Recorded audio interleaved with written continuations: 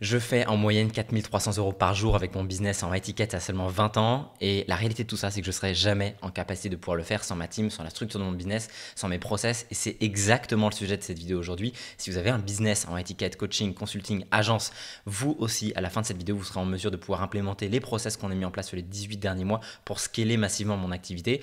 Je vais vous demander 15 à 20 minutes maximum d'attention.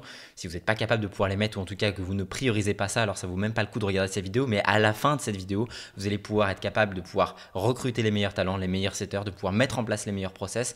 Et je vais vous montrer exactement toute la structure interne de mon activité et comment est-ce que j'arrive à générer ces chiffres-là.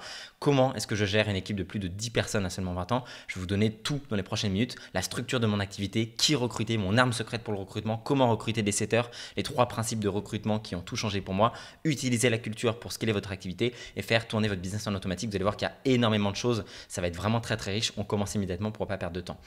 Dans la structure de mon business actuel, ça se décompose sur différents pôles et c'est exactement ce que je vous conseille également de faire. Ça, c'est une organizational chart, une charte d'organisation pour que vous puissiez visualiser exactement quels sont les pôles de votre activité et qui bosse pour vous actuellement à quel poste. Et si vous n'avez pas encore pas ça, même si vous avez 2 ou 3 personnes qui bossent pour vous seulement, je peux vous assurer que ça vous permet d'avoir un maximum de visibilité. Le premier pôle, c'est le pôle sales. Dans ce pôle sales, j'ai un setter et 2 closers. C'est ce qui me permet de pouvoir prendre des appels, préqualifier les appels et de pouvoir les closer. De pouvoir voir exactement si les personnes qui viennent en appel avec nous sont un bon fit pour qu'on puisse les aider à avoir des résultats et puis qui commencent tout simplement avec nous. C'est comme des commerciaux, c'est exactement le même principe. Je n'ai pas encore de head of sales, on va y venir justement. Donc ça, c'est la partie sales. La partie opération organisation maintenant, j'ai une assistante exécutive qui me permet de pouvoir trier les tâches administratives, de pouvoir faire les tâches dont j'ai pas le temps forcément de faire et de m'aider en fait comme un bras droit si vous voulez sur la partie vraiment opérationnelle et administrative.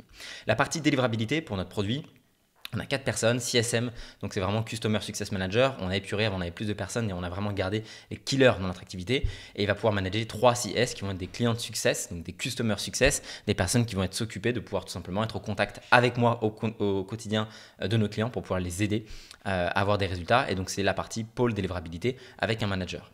La partie acquisition maintenant, alors elle est un petit peu particulière cette partie puisqu'il y a des personnes qui bossent à mi-temps et d'autres à plein temps pour moi. La partie acquisition, comme vous le voyez, elle n'est pas très complexe chez nous, elle est même simple, ça ne veut pas forcément dire facile, mais elle est vraiment simplifiée. Je voulais garder ça lean un maximum. Lean, c'est efficace en fait.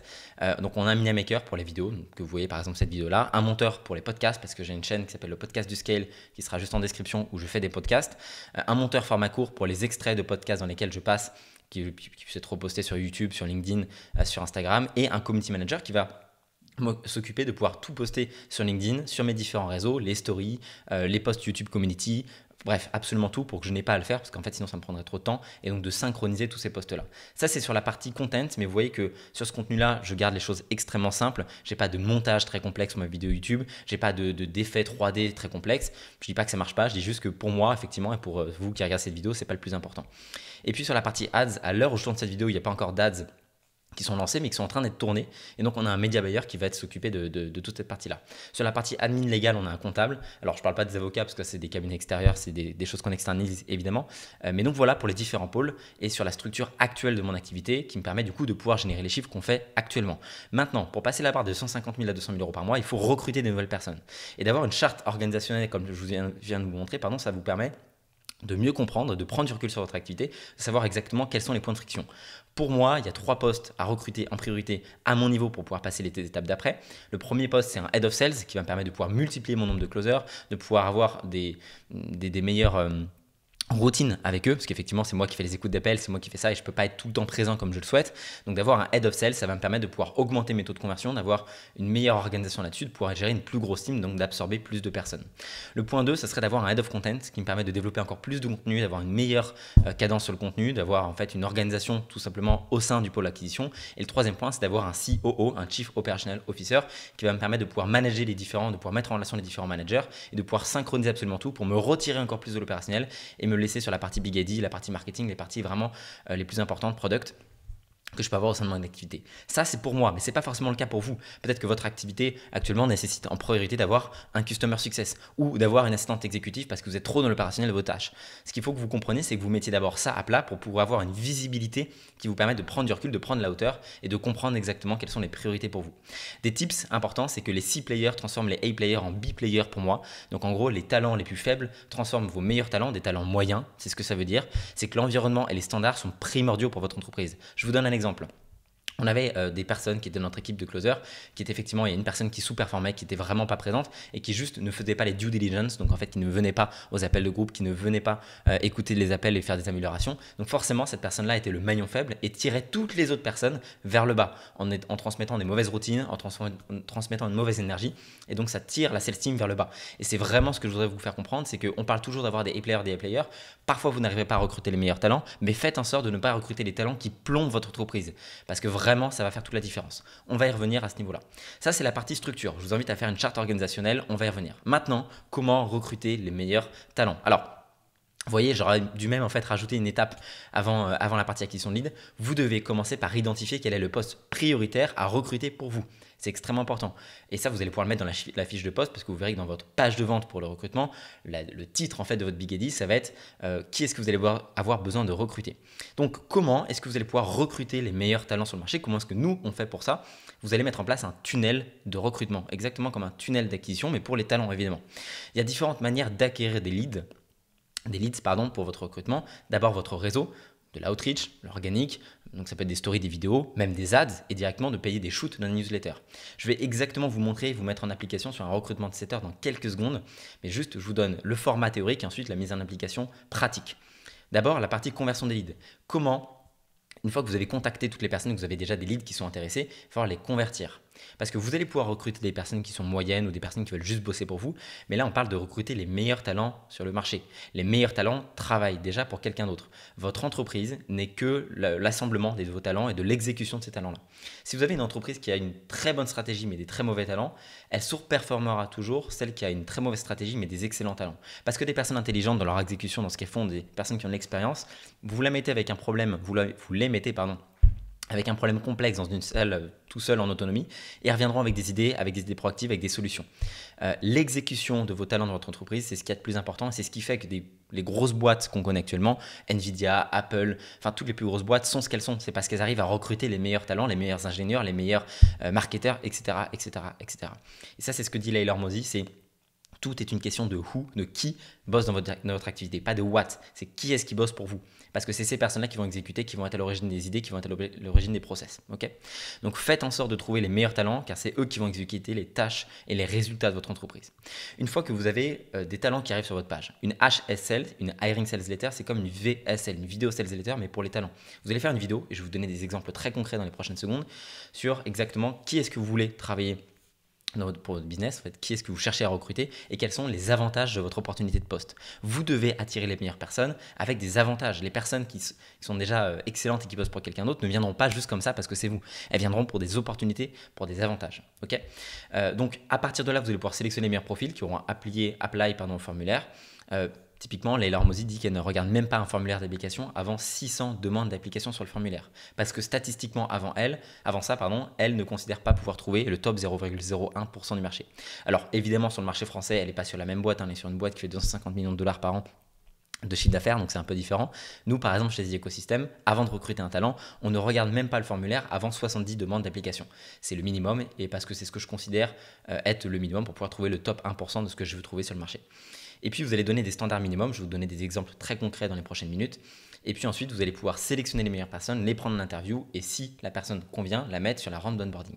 Ça, c'est ce qu'on appelle un tunnel de recrutement en passant par l'acquisition, la conversion et la partie vraiment sélection qui est importante. Maintenant, si par exemple vous voulez recruter des setters, je sais que ça a été énormément demandé, on va faire une étude de cas concrète sur comment est-ce que vous pouvez appliquer votre funnel de recrutement à l'acquisition de setters. Comment est-ce que vous allez pouvoir acquérir des setters? Le premier point, c'est vous allez demander à votre réseau autour de vous. Est-ce que vous connaissez des setters? Vous allez envoyer des messages à vos amis entrepreneurs ou sur des groupes WhatsApp ou sur des groupes Instagram sur savoir est-ce qu'il y a des personnes qui connaîtraient potentiellement des setters.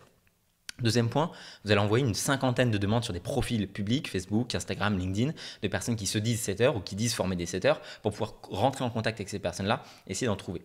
Le troisième point, c'est de faire des stories, mettre une vidéo, poster une vidéo, faire un short carrément, annoncer que vous recrutez des setters. Vous ne soupçonnez pas à quel point ça peut être une source de leads, de talents extraordinaire. Cette vidéo peut vraiment être partagée et ça peut vous rapporter beaucoup de leads.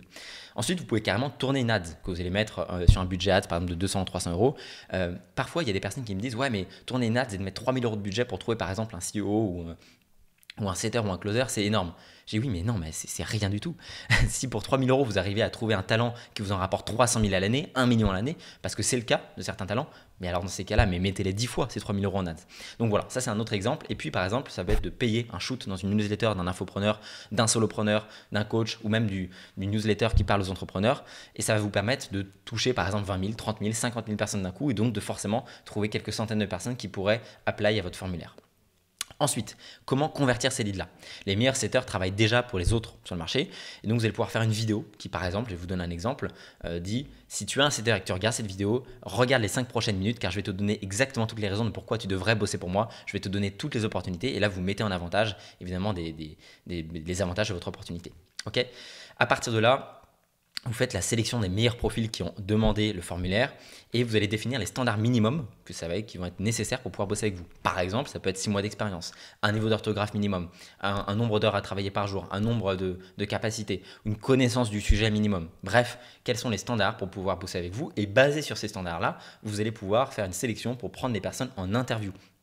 Le process d'interview, il doit être efficace. Vous devez contacter immédiatement vos leads, exactement comme pour une vente classique sur une offre. Là, vous ne devez pas attendre de laisser traîner ça. Vous devez tout de suite contacter les talents et les profils pour pouvoir les prendre en interview et poser des questions. Et tout de suite, ce qu'on appelle set the expectation, définir clairement les attentes. Ne mentez pas sur les possibilités d'évolution. Si vous savez que la personne ne pourra pas évoluer dans votre entreprise, vous le dites immédiatement parce que c'est juste quelque chose qui va empirer par la suite. Si vous avez une rémunération qui est claire sur le poste, n'exagérez pas. En fait, vous laissez vraiment dehors tout ce qui est excès, tout ce qui est impressionnant. Ça peut être impressionnant, mais si c'est réel dans votre activité, ne mentez pas et définissez clairement les attentes. Redites les choses, c'est vraiment important, parce qu'il y a des personnes qui vont vraiment pas comprendre. Vous allez jusqu'à l'interview que vous cherchez par exemple un CEO. Je peux vous assurer que c'est impressionnant à quel point les gens parfois n'écoutent pas, ne lisent pas les consignes. Donc vraiment, redites exactement qui vous cherchez, pour quel nombre d'heures par semaine, quel est le niveau d'expérience et quelles sont les possibilités d'évolution et de rémunération. Vous dites absolument tout clairement pour pas qu'il y ait de mauvaises surprises. Ok ? Et puis à ce moment-là, si la profil convient effectivement, vous allez pouvoir l'onboarder sur la round d'onboarding. Avec des semaines, progressivement, vous allez donner plus d'opportunités, plus de responsabilités. Vous faites un document, par exemple, pour le setter en l'occurrence. Vous allez montrer des exemples de qui contacter, quel message de follow-up utiliser, quelles sont les positions adoptées s'il n'y a pas de réponse. Bref, vous faites un document, un SOP. Il y a une autre vidéo que je pourrais vous mettre également en commentaire si ça vous intéresse, où j'explique exactement comment faire un SOP, un système d'opération procédure en entier. Et ça, vous allez pouvoir le héberger sur un Notion, Airtable, Google Doc. Ok ? Vous allez pouvoir tester ce setter-là pendant 7 jours et aviser en ce moment-là. Les setters, c'est compliqué à recruter parce qu'effectivement, ça peut être en général des jeunes, des personnes qui n'ont pas forcément d'expérience. Il faut au départ plus d'envie que de compétences. On peut donner des compétences à quelqu'un qui a l'envie, on ne peut pas donner l'envie à quelqu'un qui a des compétences. Donc, c'est toujours complexe au départ à trouver. Mais une fois que vous avez trouvé le bon, je peux vous assurer que ça va changer complètement la phase de votre activité, de votre business. Maintenant, comment utiliser la culture dans votre activité, dans votre business pour pouvoir faire des miracles littéralement? Ce que j'aimerais que vous compreniez, c'est que les SOP, les process, c'est extrêmement important, c'est trop bien, je suis promis à promouvoir ça, mais c'est bien quand tout marche correctement. Et ce qui va être le cas dans la majorité du temps, c'est que les cadres, les process dans ces procédures-là, ça va marcher. Quand le bateau est sur une période calme, ça va. C'est quand le bateau traverse une tempête que c'est compliqué, quand il y a des imprévus, quand il y a la panique, quand il y a des situations qui sont difficiles, c'est là que la culture d'entreprise, votre marketing interne, la manière de réfléchir va changer les manières de faire dans votre boîte.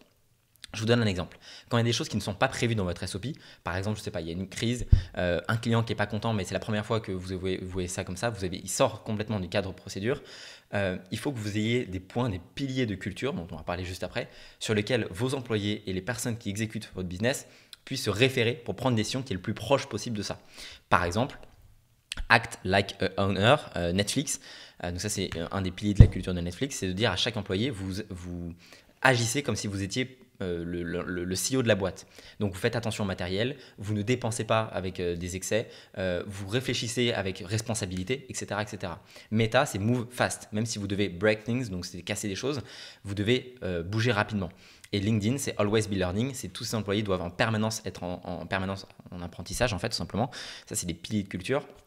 Mais ça peut être également, je ne sais pas, prendre toute responsabilité bien comme mal pour soi. Enfin, il y a plein d'exemples, mais vous devez définir des piliers de culture qui sont importants pour votre entreprise, pour que les employés qui bossent pour vous ou les collaborateurs avec qui vous travaillez prennent les décisions les plus proches de ce que vous voulez comme objectif pour la boîte. Okay, donc c'est important de définir ça parce que c'est quand tout va mal que la culture sera là pour vous sauver tout simplement. Okay, Trois tips maintenant, trois petits principes que j'applique personnellement dans mon recrutement et qui peuvent changer la donne pour vous. Quand vous recrutez sur une fiche de poste, quand vous mettez un formulaire en ligne, évitez les abréviations dans les titres de votre fiche de poste. Par exemple, vous n'allez pas mettre closer HOS, par exemple, Head of Sales, par exemple. Vous mettez la fiche de poste complète. Vous mettez absolument tous les mots. C'est ce qui va vous faire perdre des leads bêtement. Évitez les termes subjectifs. Par exemple, on recherche une superstar du closing. On cherche un killer en closing. Non, mettez, on recherche un closer senior avec 5 ans d'expérience dans le domaine de, par exemple, l'infoprenariat. Par exemple. Mais vous évitez les subjectifs. Les phrases idiomatiques, ça marchait bien il y a quelques années, maintenant c'est un peu plus compliqué. Et puis recontactez rapidement tous les talents qui remplissent votre formulaire. N'attendez pas 24 heures, si vous voyez le formulaire, contactez-les. Utilisez Tally pour ça. Tally, en fait, dès que c'est comme iClose, dès que la personne remplit directement le formulaire, même si elle ne va pas jusqu'au bout, vous allez pouvoir avoir accès au contact, donc vous pourrez toujours la contacter après. Maintenant, comment faire pour qu'un business, à quoi va ressembler votre business quand il tournera en automatique? Moi, ça m'était arrivé vraiment il y a 8 mois. Parce que j'étais toujours un peu présent à la chaîne de valeur. Et pour la première fois, il y a 8 mois, ça m'est arrivé. Je peux vous assurer que ça fait vraiment drôle et ça fait plaisir à la fois. On va pas parler de la chaîne d'acquisition, on va prendre l'exemple de la chaîne de sales en l'occurrence. Ok, on va vous montrer à quoi ça ressemble une chaîne indépendante. Quand vous avez des process, quand vous avez une team, quand vous avez recruté les bonnes personnes. Bon. Vous avez des leads qui arrivent par exemple sur votre compte Instagram. Le setter, de manière complètement indépendante, va leur envoyer un message, un DM avec votre framework de setting et va booker la personne en appel parce que la personne va être potentiellement intéressée pour discuter avec vous de la solution. Donc, elle va l'envoyer vers un lien calendrier, il va pouvoir réserver son créneau et ça va être immédiatement notifié dans le Slack, rentré dans le iClosed et notifié dans le CRM. Le lead est donc enregistré. Le lead est ensuite pris en relais par le closer qui lui va discuter avec la personne, voir si c'est un bon fit, voir si elle peut vraiment l'aider. Si c'est le cas, dans ces cas-là, alors potentiellement il y a close. Si ce n'est pas le cas, tant pis. Mais la personne arrive à closer le lead et le lead donc devient client de la société. Ensuite, il est immédiatement envoyé sur la partie process onboarding automatisé sur Slack. Parce que si vous avez un bon process, vous pouvez automatiser votre onboarding sur Slack. Et c'est ensuite tout de suite pris en relais par le Customer Success qui va commencer la procédure de délivrabilité du produit, coaching, consulting, même agent si vous faites des sites web par exemple, etc. Et de commencer à discuter avec la personne pour engager les process de délivrabilité. Et donc vous avez un process qui de A à Z avec 3 personnes différentes, setter, closer, customer success, avec des process de sales donc en CRM et d'onboarding qui va complètement vous permettre de closer des personnes en automatique. Alors évidemment qu'il faudra écouter des appels, évidemment qu'il y aura des choses qu'il faudra réparer, il faudra vous intervenir. Mais sur la partie chaîne de sales, c'est un exemple de, une fois qu'un lead rentre en contact avec votre compte, même si vous n'êtes pas là, vous pouvez être complètement... Moi, ça m'est arrivé cet été, je prenne 1, 2, 3 jours off, je suis en Bretagne par exemple, voilà, peu importe, et la team marche toute seule. Et c'est incroyable dans sa sensation de voir que vous pouvez faire rentrer des personnes dans votre activité, que vous allez aider des personnes, des clients, et que d'un autre côté, vous faites rentrer de l'argent. Et ça, c'est une situation qui est vraiment juste que je vous souhaite à tous. Et donc, c'est ce qui va arriver quand votre business tourne en automatique et que vous avez fait les bonnes choses. Si vous avez un business de consulting en high-ticket, donc de coaching d'agence ou même de coaching, prenez un appel en bio. Sous les vidéos YouTube, c'est encore moi qui prends les appels. Ça sera moi en personne. Il n'y a aucune obligation, je ne vais pas vous mordre. Mais je suis sûr qu'on peut vous aider. Si aujourd'hui, vous êtes entre 5 et 15 000 euros de revenus mensuels à votre activité, on peut largement vous aider. Allez ajouter des dizaines de milliers de revenus par mois à votre activité. On a des interviews clients qui vont sortir toutes les semaines, dès cette semaine. Donc ça va être vraiment top. On va vous montrer des études de cas exactement comment est-ce qu'on a fait pour scaler leur activité massivement. Dans le meilleur des cas, vous repartez avec une solution avec nous pour pouvoir scaler massivement votre activité. Dans le pire des cas, vous repartez avec une stratégie complètement offerte sur comment scaler votre activité. Donc, il n'y a pas de pression, vraiment. Vous savez comment ça fonctionne, vous êtes en B2B. Donc, prenez un appel avec moi, je ne vais pas vous mordre, promis. Et on pourra discuter tranquillement. J'espère que cette vidéo sur le recrutement et sur les process vous aura plu. J'espère que ça vous aura apporté un maximum de valeur. Vous pourrez retrouver toutes les roadmaps directement en dessous dans le lien School. Je ne les ai pas mis upload sur les dernières roadmaps, donc je vais les mettre à jour. J'ai oublié de le faire, je vais le mettre à jour, voilà, je prendrai 5 minutes pour le faire. Et puis on se retrouve pour une prochaine vidéo. Ciao, ciao tout le monde.